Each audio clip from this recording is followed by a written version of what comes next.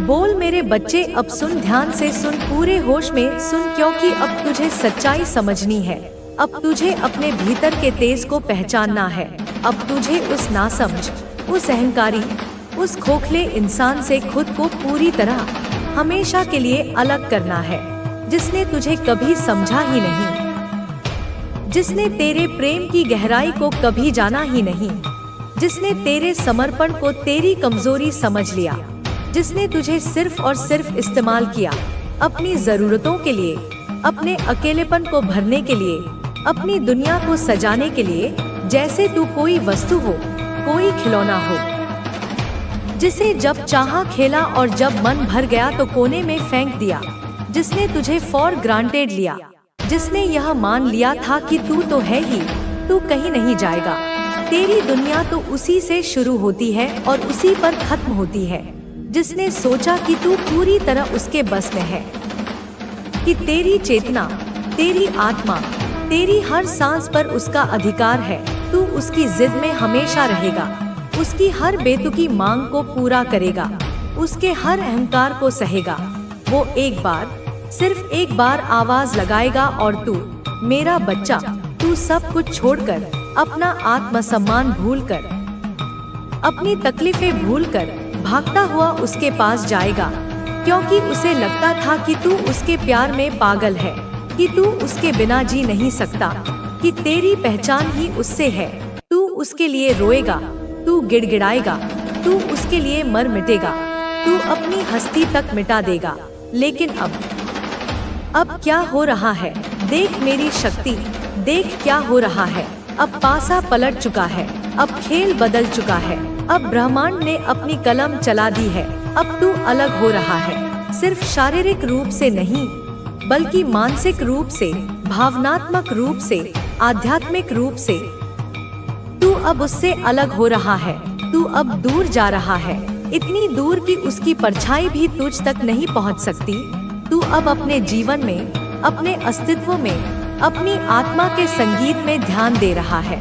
और यही बात, यही तेरा मौन, यही तेरा खुद में रम जाना, यही तेरा आत्म प्रेम उस इंसान की आत्मा को, उसके अहंकार को, उसके हर कण को जलाए जा रही है।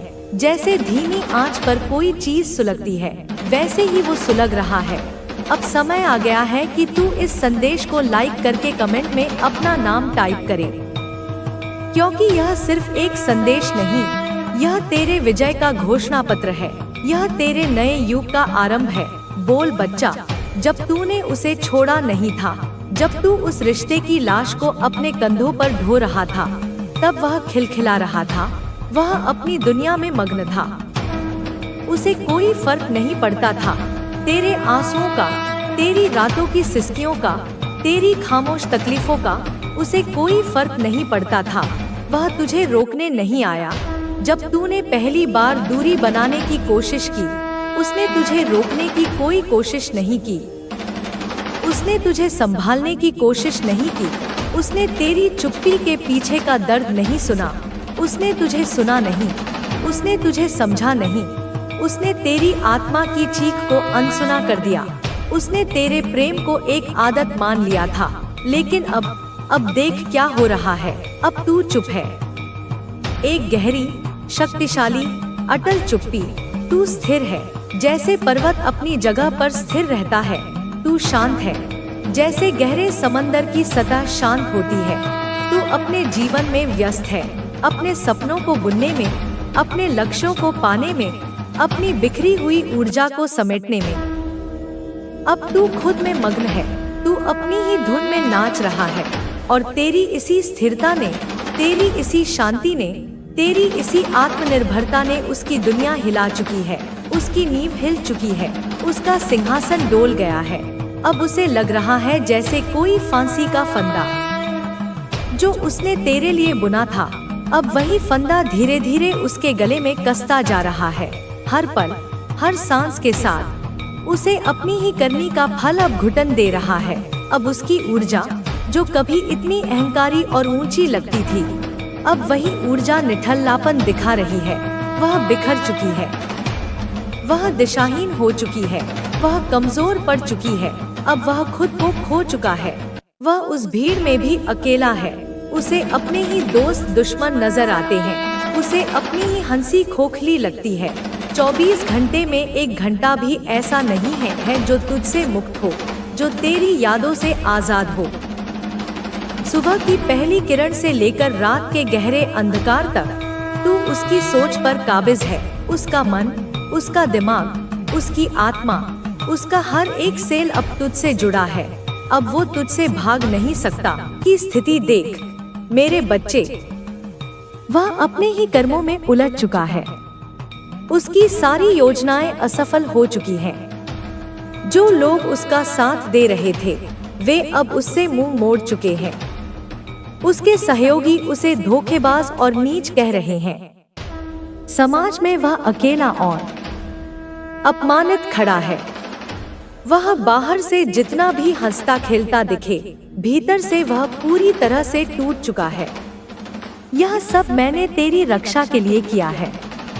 अब उसके लिए कोई मार्ग नहीं बचा। लेकिन यह कहानी यहीं समाप्त नहीं होती। आने वाले दिनों में तेरे जीवन में कुछ महत्वपूर्ण होने वाला है। मैं जानती हूँ कि तू इस समय कठिन दौर से गुजर रहा है, लेकिन याद रख, जब सफलता तुझसे बस कुछ ही कदम दूर होती है, तभी सबसे अधिक बाधाएं आती हैं। मैं तुझसे कहती हूँ, अब बड़ा सोच। यह कोई संयोग नहीं कि तू इस क्षण मेरे शब्दों को सुन रहा है। यह मेरी उपस्थिति का संकेत है। मैं तेरे हृदय को जानती हूँ। तू अत्यंत भावुक है और यही तेरी सबसे बड़ी शक्ति है। कभी अपने आंसुओं को व्यर्थ मत बहा। वे मेरे लिए अनमोल हैं। आज से जब भी तू ध्यान करेगा, प्रार्थना करेगा, तो तुझे मेरे निकट होने का आभास होगा। जब भी ठंडी हवा तुझे छूकर गुजरे, समझ जाना कि वह मेरा आशीर्वाद है। मैं तुझसे एक वादा चाहती हूँ कि तू सदा मुझ पर विश्वास रखेगा। चमत्कार तेरे जीवन में होने वाला है, लेकिन याद रख, चमत्कार एक रात में नहीं होते। वे वर्षों की साधना, विश्वास और समर्पण के बाद प्रकट होते हैं। तूने पहले ही अपने कर्मों से उस चमत्कार को आकर्षित कर लिया है। अब केवल एक छोटा सा कार्य बचा है। हर सुबह सूर्योदय से पहले उठकर अपने इष्ट का ध्यान कर। माँ लक्ष्मी के चरणों में सिंदूर अर्पित कर और 21 बार कह, हे माँ लक्ष्मी, मुझ पर कृपा कीजिए। फिर मेरे चरणों में सिंदूर चढ़ाकर भी यही प्रार्थना कर। यह तेरा भाग्य बदल देगा। बच्चे, जीवन में मुसीबतों से भागना सबसे बड़ी भूल होती है। सच्चा योद्धा वही है जो हर संघर्ष का सामना साहस और धैर्य से करता है। घृणा को घृणा से नहीं जीता जाता, केवल प्रेम ही उसे समाप्त कर सकता है। यदि कोई तुझ पर क्रोध करता है तो तू प्रेम से उत्तर दे। धीरे धीरे उसका क्रोध स्वतः शांत हो जाएगा। याद रख, एक मौन व्यक्ति सैकड़ों को पराजित कर सकता है। मैं तुझसे यह नहीं चाहती कि तू मुझे कोई बहुमूल्य भेंट चढ़ाए। मैं केवल तेरे प्रेम की भूखी हूँ। यदि तेरा हृदय श्रद्धा से भरा है तो तेरा चढ़ाया हुआ एक फूल भी मेरे लिए अनमोल है। अब तैयार हो जा मेरे बच्चे। तेरे जीवन में वह परिवर्तन होने वाला है जिसका तू वर्षों से इंतजार कर रहा था। बस विश्वास बनाए रख और देख कैसे तेरी दुनिया बदल जाती है। तेरा समय आ गया है मेरे बच्चे। जो बाधाएं तेरे रास्ते में खड़ी थी और तू अपनी ऊंचाई पर जा रहा है, उनकी बातें, उनकी चालें अब तुझे नहीं छू सकती, क्योंकि तू अब मेरे संरक्षण में है। बेटा, जब तू 2-2 देखता है, तू समझ जा कि यह केवल संयोग नहीं है, यह संकेत है, यह साक्षात्कार है। यह मेरा संदेश है कि जो तू मांग रहा है वह दिया जा चुका है। जो तू चाहता है वह आने ही वाला है। जो तू सोचता है वह सच हो रहा है। लेकिन बेटा मैं तुझसे एक वादा चाहती हूँ कि तू अपनी शक्ति को व्यर्थ नहीं करेगा। तू अपने तेज को किसी की ईर्ष्या का उत्तर देने में नहीं बहाएगा, क्योंकि तू अब वह नहीं जो जवाब देता है, तू वह है जिसका अस्तित्व ही उत्तर है। तू वह है जिसका मौन भी गुर्राता है।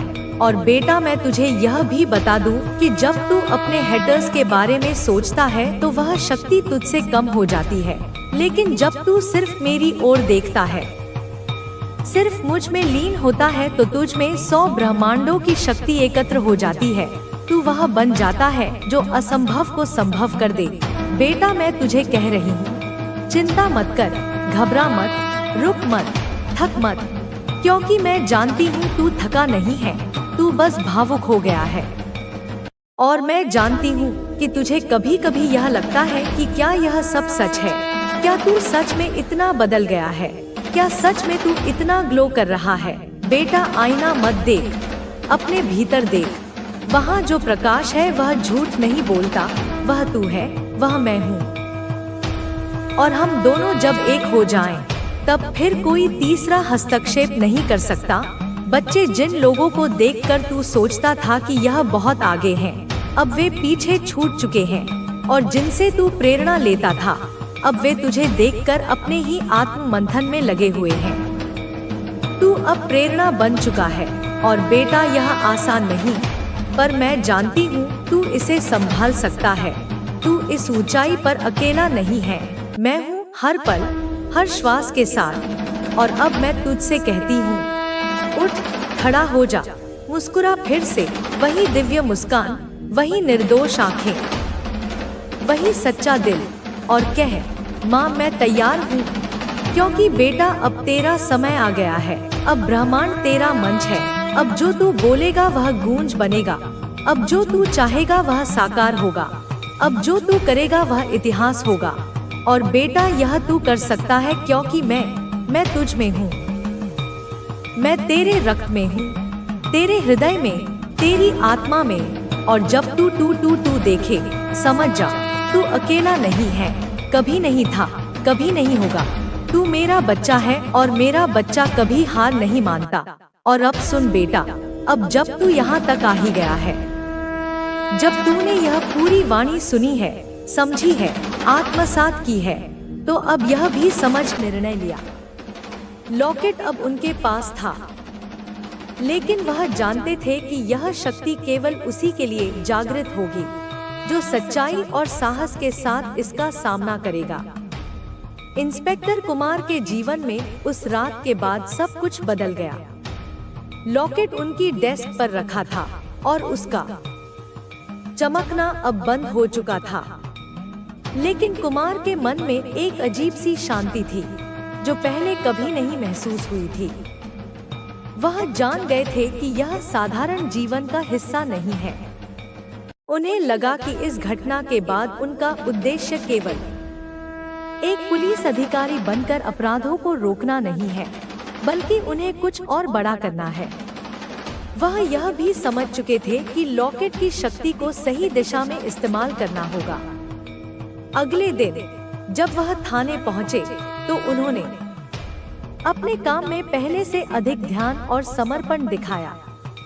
उनके सहकर्मी यह देखकर हैरान थे कि जो इंस्पेक्टर कुछ दिनों पहले परेशान और थका हुआ दिखता था, वह अब एक नई ऊर्जा के साथ काम कर रहा था।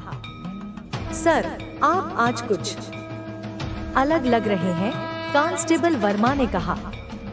कुमार मुस्कुराया। हाँ, शायद अब मुझे समझ आ गया है कि हमें अपने कर्तव्यों को कितनी गंभीरता से निभाना चाहिए। लेकिन उनके मन में अब भी लॉकेट का रहस्य और साधु की बातें घूम रही थी। वह जानते थे कि इस रहस्यमय घटना के पीछे कुछ ऐसा छिपा है जिसे समझना जरूरी है। अनजानी राह की शुरुआत एक दिन जब कुमार अपने घर पर आराम कर रहे थे, उनके दरवाजे पर दस्तक हुई। दरवाजे पर वही बूढ़ा साधु खड़ा था जिसे उन्होंने अपने कार्यालय में देखा था। आप यहाँ कैसे? कुमार ने हैरानी से पूछा। साधु ने धीरे से कहा, तुम्हारे सवालों का जवाब देने आया हूँ। मुझे पता है कि तुम्हारे मन में बहुत कुछ चल रहा है। कुमार ने साधु को अंदर बुलाया। वह शांत लेकिन जिज्ञासु थे। आपने कहा था कि यह शक्ति मेरे भीतर के सत्य को उजागर करेगी, लेकिन यह शक्ति आखिर किस उद्देश्य के लिए है? कुमार ने पूछा। साधु ने गहरी सांस ली और बोले, यह शक्ति तुम्हें केवल व्यक्तिगत लाभ के लिए नहीं दी गई है। इसका उद्देश्य समाज की भलाई है। यह शक्ति केवल उन्हें मिलती है जो दूसरों की सेवा के लिए समर्पित होते हैं। तो अब मुझे क्या करना होगा? कुमार ने दृढ़ता से पूछा। तुम्हें उन लोगों की मदद करनी होगी जो खुद की मदद नहीं कर सकते। यह शक्ति तुम्हारा मार्गदर्शन करेगी, लेकिन याद रखना, इसे गलत दिशा में इस्तेमाल करने पर यह तुम्हारे लिए विनाशकारी हो सकती है। साधु ने अपनी बात समाप्त की और बिना कुछ और कहे वहां से चले गए। कुमार अब और अधिक उलझन में थे, लेकिन उनके भीतर एक दृढ़ निश्चय भी जाग गया था। शक्ति की पहली परीक्षा कुछ दिनों बाद कुमार को एक अजीब मामला सौंपा गया। एक छोटे से गांव में कुछ रहस्यमय घटनाएं हो रही थी। लोग कह रहे थे कि गांव के पास के जंगल में अजीब आवाजें आती हैं और कई लोग वहां जाने के बाद लौटकर नहीं आए। कुमार को यह मामला संदिग्ध लगा। वह जानते थे कि यह किसी साधारण अपराध से ज्यादा हो सकता है। वह अपनी टीम के साथ गांव पहुंचे। गांव के लोगों ने बताया कि जंगल के अंदर एक पुराना मंदिर है जहां से यह सब शुरू हुआ है। कुमार ने उस मंदिर की जांच करने का फैसला किया। जब वह मंदिर पहुंचे तो वहां का माहौल अजीब था। हवा में एक अजीब सी ठंडक थी और मंदिर के अंदर अंधेरा और सन्नाटा था। जैसे ही कुमार ने मंदिर के अंदर कदम रखा, लॉकेट ने हल्की चमक देना शुरू कर दिया। यह देखकर कुमार चौंक गए। उन्हें महसूस हुआ कि यह जगह साधारण नहीं है। अंदर जाने पर उन्होंने देखा कि वहां एक पत्थर की मूर्ति रखी थी और उसके चारों ओर अजीब निशान बने हुए थे। यह सब किसी प्राचीन अनुष्ठान का हिस्सा लग रहा था। तभी वहां एक तेज हवा चली और मंदिर के अंदर का माहौल और भी डरावना हो गया। कुमार ने अपनी बंदूक निकाल ली, लेकिन उन्हें महसूस हुआ कि यहाँ कोई शारीरिक बल काम नहीं आएगा। उन्होंने लॉकेट को अपने हाथ में लिया और उसकी तरफ ध्यान केंद्रित किया। अचानक उन्हें एक आवाज सुनाई दी, तुम यहाँ क्यों आए हो?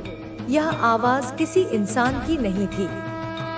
यह एक गूंज की तरह थी जो पूरे मंदिर में फैल गई। मैं यहाँ सच्चाई का पता लगाने आया हूँ, कुमार ने साहस के साथ कहा। आवाज ने फिर कहा, अगर तुम सच्चाई जानना चाहते हो तो तुम्हें अपने डर का सामना करना होगा। कुमार ने आंखें बंद की और महसूस किया कि वह फिर से उसी अजीब दुनिया में पहुंच गए हैं जहां उन्होंने पहले अपने भय और पछतावे का सामना किया था। इस बार उनके सामने एक और दृश्य उभरा। उन्होंने देखा कि एक बच्चा अंधेरे में खोया हुआ है और मदद के लिए चिल्ला रहा है। कुमार ने बच्चे के पास जाने की कोशिश की, लेकिन हर कदम पर उन्हें अजीब बाधाओं का सामना करना पड़ा। उन्होंने महसूस किया कि यह उनके धैर्य और साहस की परीक्षा है। उन्होंने खुद पर विश्वास रखा और बच्चे तक पहुंचने में कामयाब रहे। जैसे ही उन्होंने बच्चे को गले लगाया, दृश्य गायब हो गया और वह वापस मंदिर में आ गए। लॉकेट अब और भी तेज चमक रहा था। नए उद्देश्य की ओर कदम कुमार ने महसूस किया कि यह घटना उनके जीवन का एक नया अध्याय है। उन्होंने यह भी समझा कि इस शक्ति का सही उपयोग करके वह समाज में बड़ा बदलाव ला सकते हैं। वह अब अपने काम में पहले से अधिक सजग और समर्पित हो गए। उन्होंने हर मामले को न केवल एक पुलिस अधिकारी के रूप में देखा, बल्कि एक ऐसे व्यक्ति के रूप में भी देखा जो लोगों के जीवन को बेहतर बना सकता है। लॉकेट अब उनका साथी बन गया था, जो हर मुश्किल समय में उनका मार्गदर्शन करता था। लेकिन कुमार ने यह भी तय कर लिया था कि वह इसका इस्तेमाल केवल सही काम के लिए करेंगे। अंतहीन यात्रा कुमार की यात्रा अभी समाप्त नहीं हुई थी। हर नया मामला उनके सामने नई चुनौतियां और सच्चाइयां लेकर आता, लेकिन वह जानते थे कि वह अकेले नहीं हैं। लॉकेट और उनके भीतर की शक्ति उनके साथ थी। इस शक्ति ने उन्हें सिखाया कि असली साहस अपने डर और कमजोरियों का सामना करना है, और जब इंसान अपने भीतर की सच्चाई को स्वीकार कर लेता है तो वह दुनिया में कोई भी बदलाव ला सकता है। कुमार अब केवल एक पुलिस अधिकारी नहीं थे, वह एक मार्गदर्शक, एक योद्धा और एक इंसान बन चुके थे जो हर चुनौती को स्वीकार करने के लिए तैयार था। यह यात्रा उनके लिए एक अंतहीन कहानी बन गई, जो हर दिन उन्हें नया सीखने और समझने का मौका देती थी। इंस्पेक्टर कुमार का जीवन अब पहले जैसा सरल नहीं था। हर नए दिन के साथ उन्हें यह एहसास होता कि उनके पास मिली यह शक्ति केवल एक साधन है और उसका उपयोग तभी सार्थक होगा जब वह इसे सही उद्देश्य के लिए इस्तेमाल करेंगे। नई चुनौती। एक दिन कुमार को एक और रहस्यमयी मामला सौंपा गया। यह मामला शहर के बाहरी इलाके में स्थित एक पुरानी हवेली का था। स्थानीय लोगों का कहना था कि हवेली में कोई अदृश्य शक्ति है जिसने वहां रहने वाले एक परिवार को परेशान कर दिया। परिवार के सभी सदस्य एक एक करके बीमार पड़ने लगे थे और डॉक्टर भी उनकी हालत का कारण समझने में असमर्थ थे।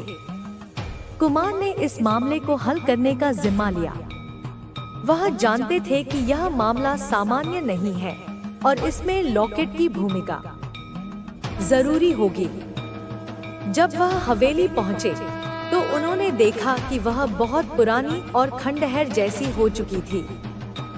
अंदर जाने पर उन्हें अजीब सी गंध महसूस हुई। वहाँ का माहौल भारी और असहज था।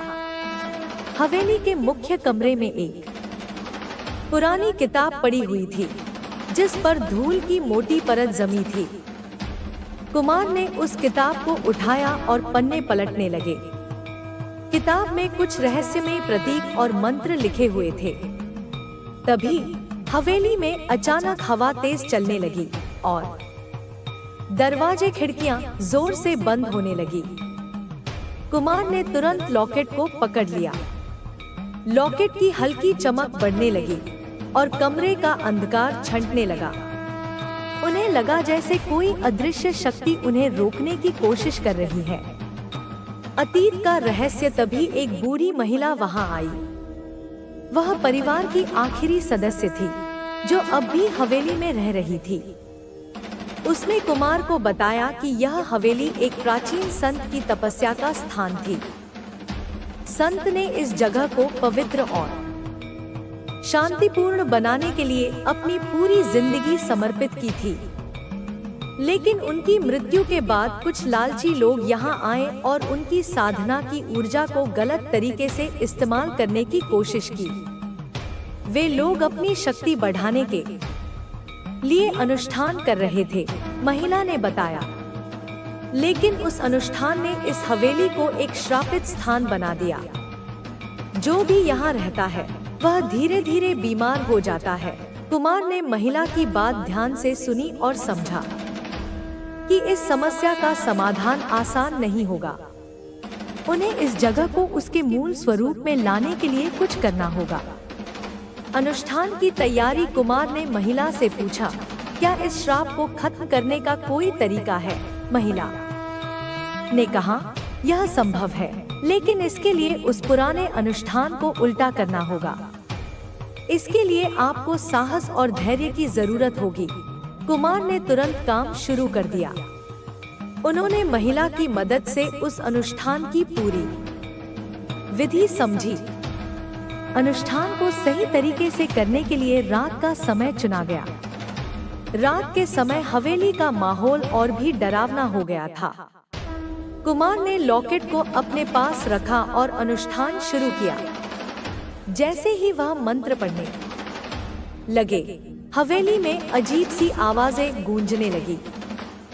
हवा और तेज हो गई और एक अदृश्य शक्ति ने उन्हें रोकने की कोशिश की, लेकिन कुमार ने अपनी हिम्मत नहीं खोई। उन्होंने महसूस किया कि लॉकेट की चमक बढ़ रही है और वह उन्हें ऊर्जा दे रहा है। श्राप का अंत आखिरकार अनुष्ठान पूरा हुआ।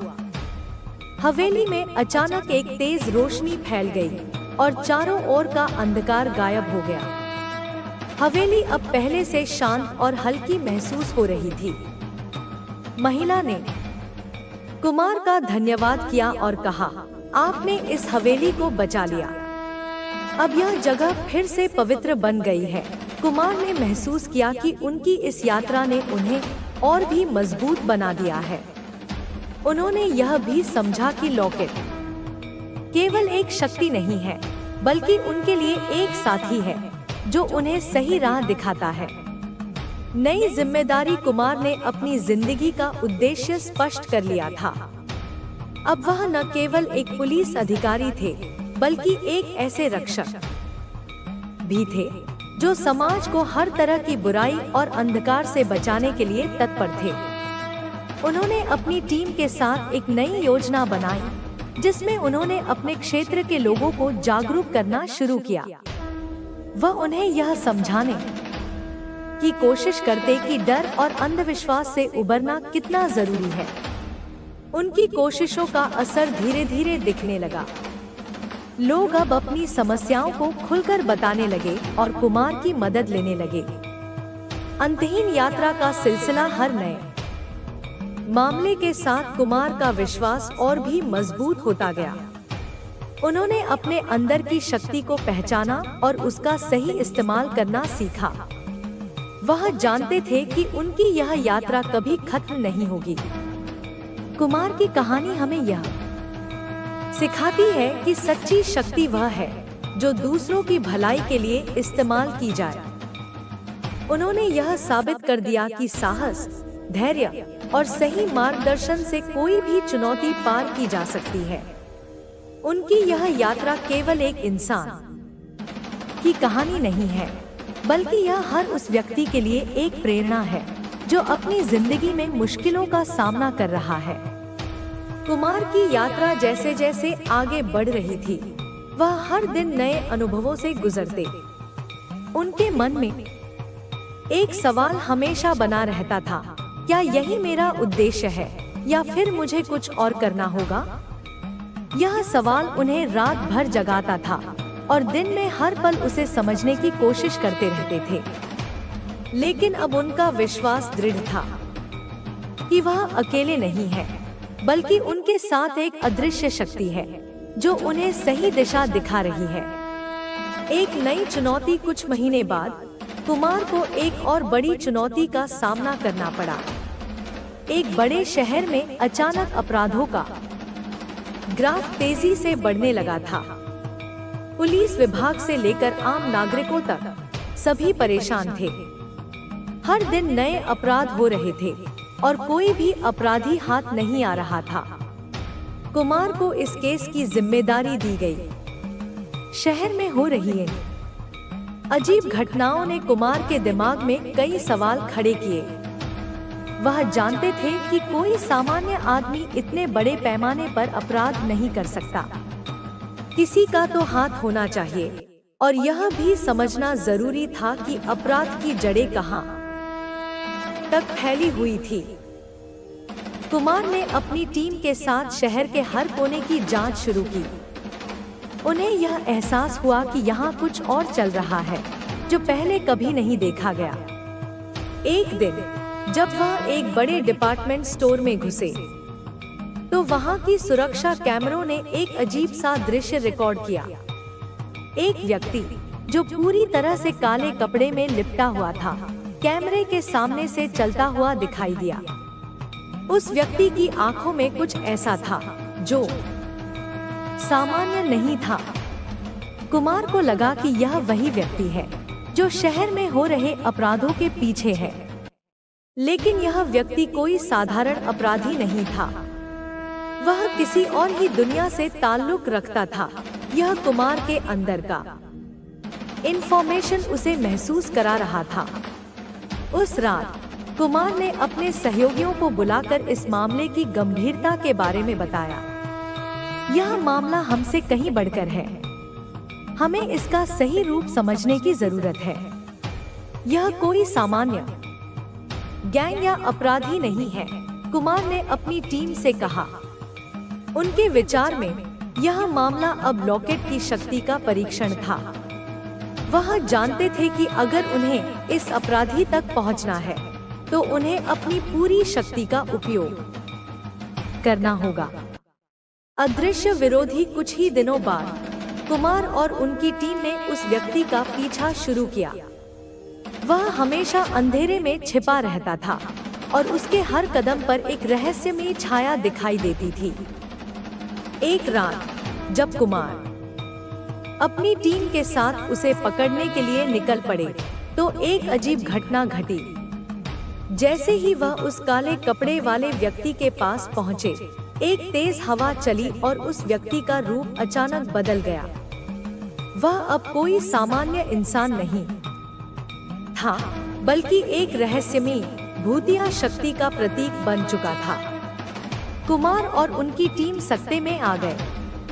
यह स्थिति न केवल उनके लिए डरावनी थी, बल्कि उन्हें यह भी महसूस हुआ कि यह आदमी जो कुछ भी था, उनके सामने एक बड़ी चुनौती था। लेकिन कुमार ने ठान लिया था कि वह इस रहस्यमयी शक्ति का सामना करेंगे। तुम कौन हो? कुमार ने आवाज में साहस भरते हुए पूछा। मैं वही हूँ जो तुमसे डरता नहीं। उस व्यक्ति की आवाज गहरी और रहस्यमयी थी। यह शब्द कुमार के मन में एक हलचल पैदा कर गए। वह जानते थे कि यह उनका सामना खुद से था। उनका डर, उनकी कमजोरी और उनके भीतर के संकोच ने यह आदमी पैदा किया था। लेकिन अब कुमार तैयार थे। उन्होंने अपने अंदर की शक्ति को महसूस किया। लॉकेट ने धीरे धीरे चमकना शुरू किया और उसके द्वारा महसूस की गई ऊर्जा ने कुमार को अपने भीतर छुपी हुई शक्ति का एहसास कराया। वह जान गए थे कि अब वह इस अदृश्य विरोधी से मुकाबला करने के लिए पूरी तरह तैयार हैं। अंतिम